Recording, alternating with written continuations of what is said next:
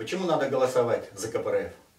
Потому что капитализм, который строит власть, губителен для страны и народа.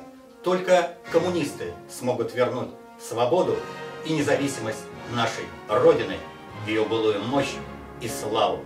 Чтобы жить по-людски, чтобы вернуть бесплатное образование, медицину, как это было при советской власти, когда Кузбасс добывал только 150 миллионов тонн угля. Сегодня 215. Где деньги?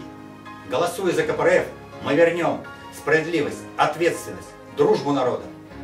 Без решения русского вопроса мы не сможем сберечь фундаментальные ценности других народов России, пока еще мы сами определяем свою судьбу, судьбу Родины.